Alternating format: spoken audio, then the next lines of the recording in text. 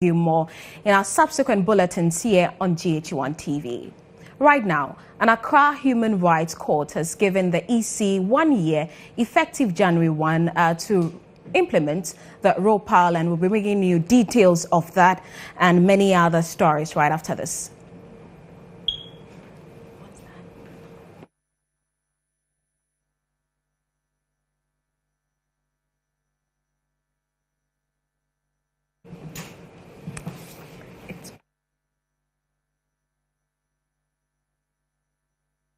Scenes from the court on your screen now, and I've been joined in the studio by my colleague Redwan.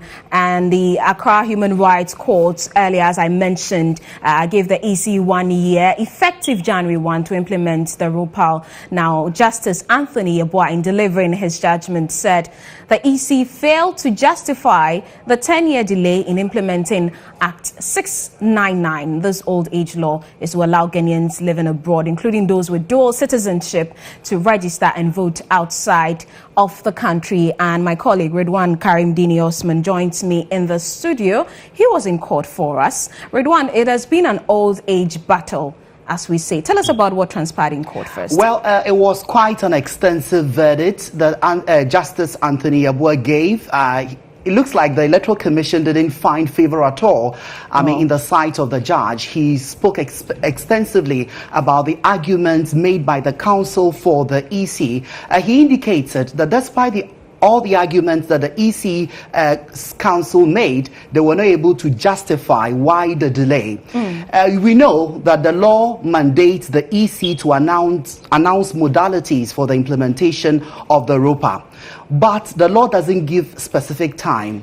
And so, since the passage of this Act 699, the EC has also not given itself a timeline or a plan towards the implementation of the Act. And so these applicants from abroad have been on the neck of the EC asking, when are we going to see the implementation of this very particular Act? The response they get is that they want to take a cautious process and do it stage by stage without necessarily stating timelines. And so that was the crux of the issues at the court. And so from what you say, it's because of the lack of modalities. That is what sort of got the EC to take that approach. Exactly. And so the applicants were actually seeking some 10 reliefs, and I am sure they were all granted by the court. And so, for instance, the judge in his ruling indicated that the EC has failed to justify whether indeed the challenges that they have encountered are the reasons the Act has not been implemented.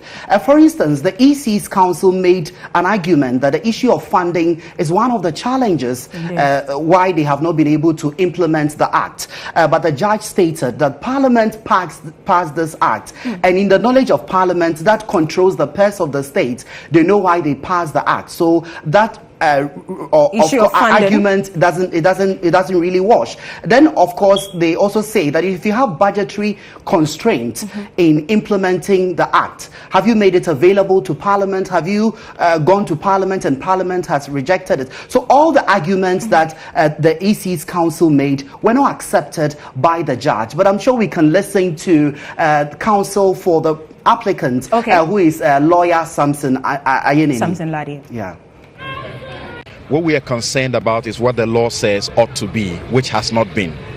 And we have come to the court and urged the court on the points of law.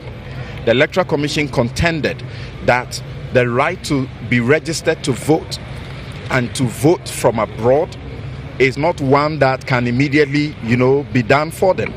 Even though it claims that it had been doing so assiduously, the evidence shows that it has simply been sleeping on the job, or just deliberately not intended in making sure that what Parliament had done was actually, was giving, as it were, what it needed to be done. Number one, they challenge our view that the right to vote is a fundamental human right. The court has heard very clearly that the Supreme Court has already settled this matter, that the right to vote is a fundamental human right.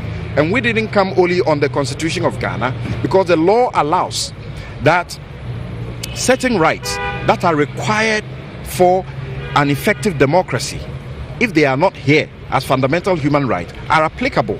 So we went all the way to the African Charter. We urged the court on the African Charter, on the Universal Declaration, on the European Convention, and all of those. And the court has held quite rightly those provisions of law. And Samson Ladi Ayeneni, lawyer Samson Ladi Ayeneni, is counsel for some Ghanaians who took this matter to court, the issue of raw power. Yeah. So let's talk about the applicants. I presume they were very excited. It was very an exciting moment for them. But one thing that also stood out was the EC's argument on the fact that they have delayed it in the interest of the public. Now we know that when you talk about public interest, the issue about public order, public safety, public health, and of course public morality all come to play. But the judge indicated that I have looked at this act critically. It does not offend any of these things that you talk about. And it is their right. It is their right. And so come and see the applicants. They were so excited and they just couldn't help than to say something.